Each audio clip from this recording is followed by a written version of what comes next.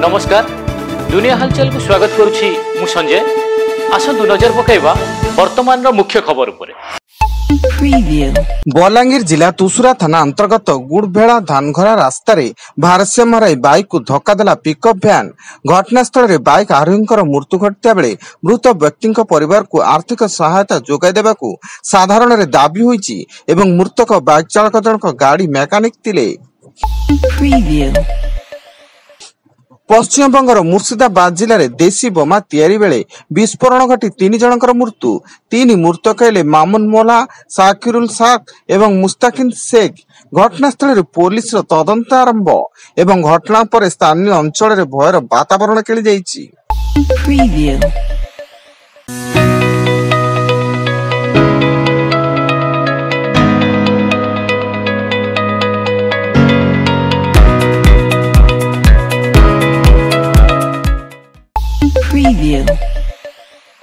कलाहांडी जिला कोकोसरा भारसाम्य हराई गछरे पिटिएला ट्रक फल ट्रक ड्राइवर अल्पके बर्ती जाइता बेले खबर पाई कोकोसरा थाना पुलिस घटनास्थल में पहुंची अधिक छानबीन जारी रखिछि एवं उक्त ट्रकटी जूनागढ़ विशाखापट्टनम जाउतला।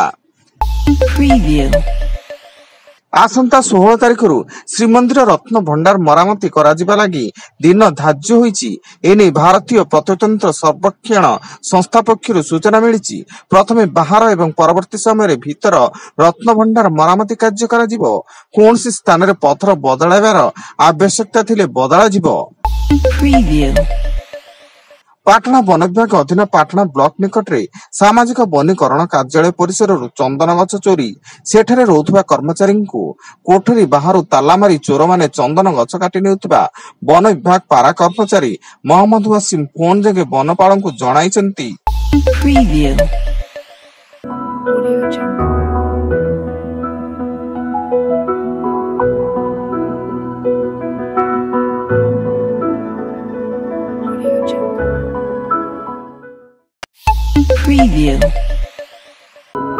Audio Jungle.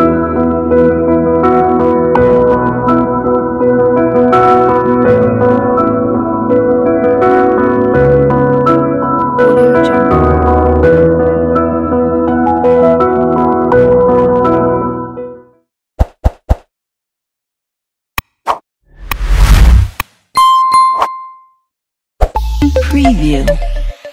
संबलपुर जिला ठेलकोलई थाना अंतर्गत तिलेईमाल बारगाड़ा ग्राम में बेआईन महुली मद रंधा बेले चुली पड़ी जड़े युवक मृत्यु। खबर पाई ठेलकोलई थाना पुलिस घटनास्थल में पहुंची तदंत जारी रखिछि। गोपालपुर थाना अंतर्गत पुकुड़ी बंद छक चर्च सम्मुख जातीय राजपथ रे कंटेनर एक बाइक पछपटू धक्का देवा फल बाइक रे थिबा स्वामी स्त्री और पुओं मध्य स्त्री घटनास्थल में मृत्यु। मृत महिला जनक हेले गजपति जिला अतरिंसी ग्राम प्रवासी शबर।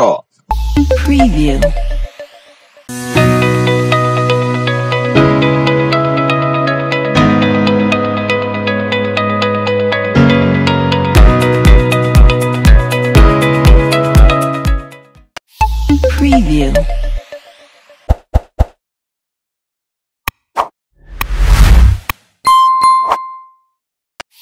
Preview.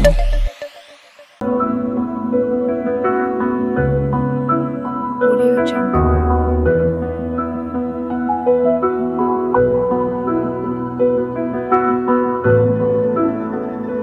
Audio Jungle. Preview. Cuttack बिड़ानासी Gopal Sai स्थित नाकसाई गली ड्रेन काम बेले अघटन। माटी तड़ुवा समय हठात पाचेरी गली रास्ता उपर को धसीजा फल जड़े श्रमिक मृत्यु और अन्य जड़े गुरुतर आहत होती। मृत श्रमिक होती बक्सी बजार पटापोल बासिंदा ए शंकर।